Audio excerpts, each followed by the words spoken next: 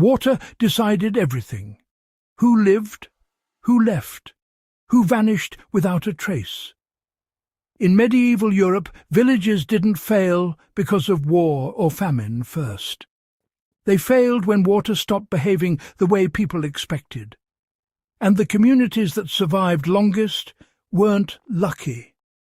They knew something we've almost completely forgotten. Water was never just water. Medieval villagers didn't see water as a simple resource.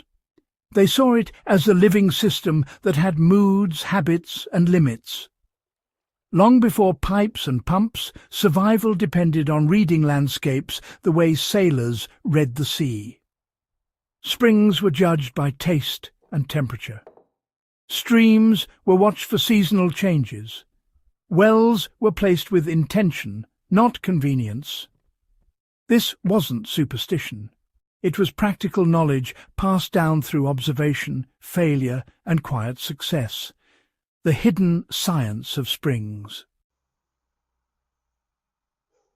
One of the most valuable skills in a medieval village was knowing how to find a reliable spring. Not any spring, a clean one. Cold water that stayed cold even in summer was prized because it meant depth and filtration through rock, not surface runoff. Villagers learned that springs emerging from limestone hills were often cleaner than those spilling from clay slopes. They didn't know the word aquifer, but they understood the idea. Water that travelled far underground arrived safer. Why wells were never random. Medieval wells were not dug where it was easiest. They were dug where the ground promised longevity. Experienced diggers watched soil colour, rock layers and moisture patterns. A sudden change in earth smell meant danger. Stagnant water could poison an entire settlement. Wells were lined with stone or wood not just to prevent collapse, but to slow contamination. Many villages placed wells uphill from latrines and animal pens, long before germ theory existed. They learned the hard way that water remembers everything upstream. Moving water kept people alive. Still, water was dangerous. Moving water meant safety. Medieval villages engineered gravity-fed systems using carved channels, wooden pipes, and stone troughs. These systems didn't just deliver water, they flushed waste away. Water was routed through villages with deliberate slopes, so it never lingered. Even small elevation changes mattered. A few inches of drop could mean the difference between clean flow and breeding sickness. Village fountains weren't decorative. They were public health infrastructure. Water arrived there first before touching anything else. Washing clothes downstream of drinking points wasn't tradition, it was enforced logic. Some villages fined residents who violated water order. This wasn't about control, it was about survival. Everyone understood that one careless action could sicken dozens. Clean water demanded discipline.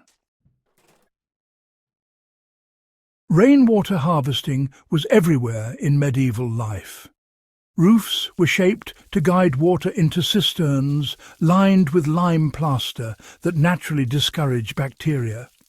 These cisterns weren't emergency backups. They were strategic reserves for dry seasons and sieges. Rainwater was often reserved for washing and cooking, preserving spring water for drinking. The separation mattered. Mixing uses shortened survival. You know, medieval people managed to filter water without even knowing the word filter. They would layer sand, gravel and charcoal, especially charcoal from hardwood, inside barrels and troughs.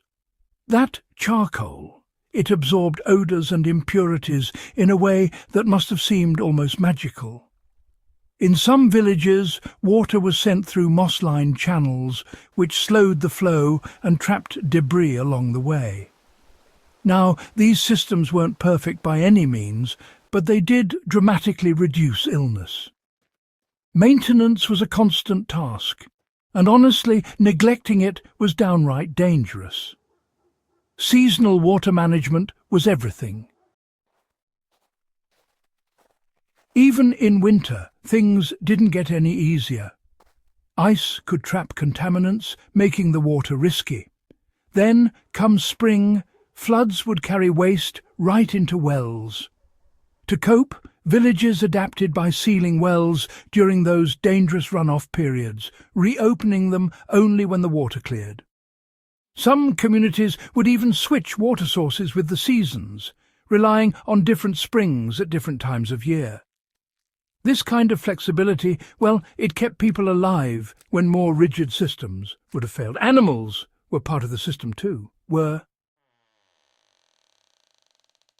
Animals were never, ever allowed near primary water sources. Livestock would drink downstream or from separate troughs, which were fed by diverted flow. Manure, believe it or not, was managed with surprising care. Composting pits were always placed downhill and far away from wells. Medieval farmers understood, perhaps better than we think, that water could betray them silently.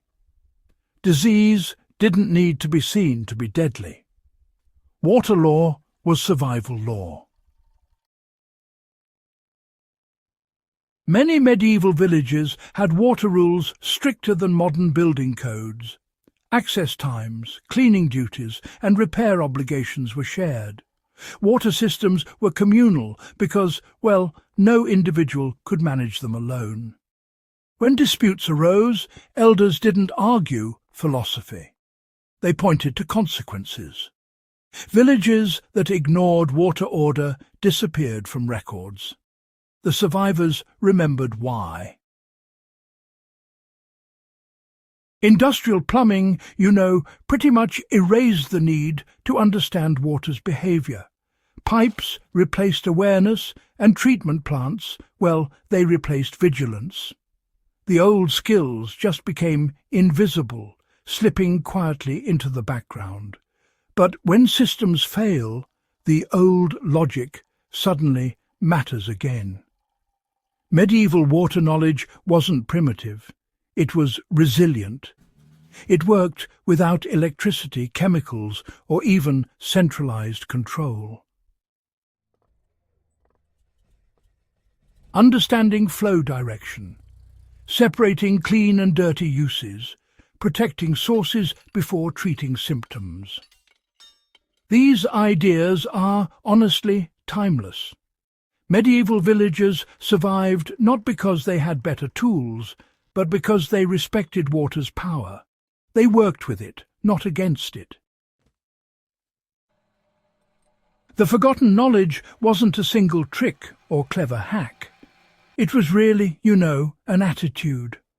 Water was watched daily, maintained constantly, and treated as a shared responsibility.